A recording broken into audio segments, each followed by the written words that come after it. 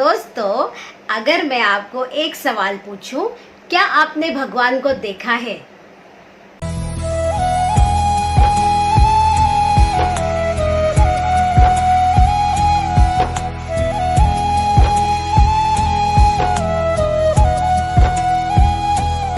नमस्कार दोस्तों, कैसे हैं आप सब? आज हम देखने वाले हैं भगवत गीता के दूसरे अध्याय सांख्य योग के 23वें और 24वें श्लोक को। इन दो श्लोकों में भी दोस्तों भगवान श्री कृष्ण ने हमें आत्मा के बारे में बताया है। तो दोस्तों चलिए बढ़ते हैं इन श्लोकों के अर्थ की तरफ, फिर हम उनका उच्चारण सीखेंगे। 23वें श्लोक में दोस्तों भगवान श्री कृष्ण कहते हैं, हमारी ये जो आत्मा है इसके ना कोई शस्त्र से टुकड़े कर सकता है, ना ही कोई इसे अग्नि में जला सकता है, और ना कोई इसे पानी में जल में भिगो सकता है, और ना इसे हवा से सुखाया जा सकता है। दोस्तों भगवान श्री कृष्ण ने आत्मा की यह परिभाषा देकर हमें यह बताने की कोशिश की है कि आत्मा अमर है, नित्य है, उसे किसी भी तरीके से डिस्ट्रॉय नहीं किया जा सकता। तो दोस्तों अब देखते हैं 24वें श्लोक का अर्थ। 24वें श्लोक में दोस्तों भगवान श्री कृष्ण हमें आत्मा के बारे में और थोड़ी सी जानकारी देते हैं। वो हमें यह बताते हैं कि इस आत्मा के ना कोई टुकड़े कर सकता है, ना कोई उसे सुखा सकता है, और ना कोई उसे जला सकता है। यह आत्मा नित्य है, हमेशा से है, सनातन है। सनातन मतलब हमेशा से चली आ रही है। दोस्तों अगर मैं आपको एक सवाल पूछूं, क्या आपने भगवान को देखा है? अगर आप मुझसे यह सवाल पूछे तो मैं यह कहूंगी कि जी हाँ, मैंने ही नहीं, आपने भी, हम सब ने भगवान को देखा है। अगर भगवान हमें ऐसा कह रहे हैं कि यह आत्मा सनातन है, हमेशा से है, तो इसका मतलब है उस काल में जब भगवान श्री कृष्ण थे, उस काल में जब भगवान श्री राम थे, उस काल में भी हमारी आत्मा उनके साथ थी। अगर हम लकी थे तो हम उनके साथ भी थे, हमने उनके साथ टाइम भी स्पेंड किया है, वक्त भी गुजारा है, और इसके आगे भी, फ्यूचर में भी हमारे कर्मोनुसार हमारी आत्मा इस धरती पर रहने वाली है। तो दोस्तों इसका मतलब है भगवान जी को प्राप्त करना, भगवान के सानिध्य में रहना इतना मुश्किल भी नहीं है। हमें सिर्फ हमारे आत्मा की उस प्यूरिटी की जरूरत है।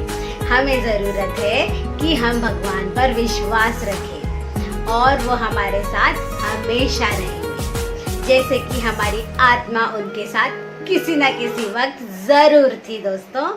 तो दोस्तों चलिए बढ़ते हैं इन श्लोकों के उच्चारण की तरफ। 23वां श्लोक, नैनम छिन्दन्ति शस्त्राणि, नैनम दहत पावकः, न चैनम क्लेदयन्त्यापो, न शोषयति मारुतः। अब चलिए दोस्तों इस श्लोक को कहते हैं ट्यून में 2 बार। नैनम छिन्दन्ति शस्त्राणि, नैनम दहत पावकः, न चैनम क्लेदयन्त्यापो,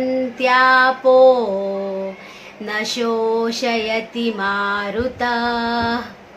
फिर से, नैनम छिन्दन्ति शस्त्राणि, नैनम दहत पावकः, न चैनम क्लेदयन्त्यापो, न शोषयति मारुतः।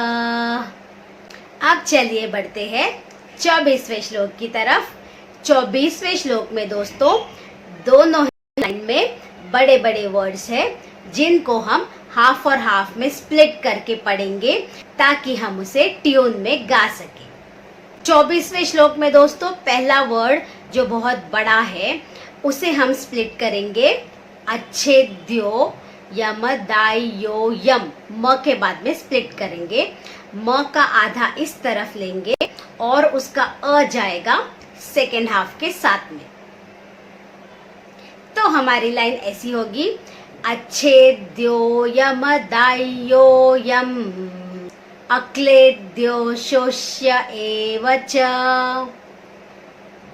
नेक्स्ट लाइन में भी दोस्तों हम जो स्थाणु यह वर्ड है इसे हम स्प्लिट करेंगे हाफ और हाफ में ताकि हम इसे ट्यून में गा सके। तो हमारा श्लोक कुछ ऐसा होगा नित्य सर्वगतः स्थाणुः, नु के बाद में अनुस्वार 2 डॉट्स देंगे हम, स्थाणुः, और उसका अ जाएगा नेक्स्ट हाफ के साथ में। अचलोयम सनातनः। तो दोस्तों चलिए इस श्लोक को कहते हैं ट्यून में 2 बार। अच्छेद्यो यमदायो यम अक्लेद्यो शोष्य एव च नित्यः सर्वगतः स्थाणुः अचलोयम सनातनः। फिर से अच्छेद्यो यमदायो यम अक्लेद्यो शोष्य एव च नित्यः सर्वगतः स्थाणुः अचलोयम सनातनः। यहाँ खत्म होते हैं हमारे दोनों श्लोक। दोस्तों मैं आपको हमेशा याद दिलाते रहूंगी कि यह सब जो बातें हैं ये हमें स्वयं भगवान श्री कृष्ण कह रहे हैं। ये ना आपकी और ना मेरी बातें हैं, ये हमें भगवान ने कही हुई बातें हैं। तो यह जरूर सत्य है और भगवत गीता में कोई भी मिलावट नहीं हो पाई है क्योंकि यह श्रुति और स्मृति दोनों ग्रंथ थे।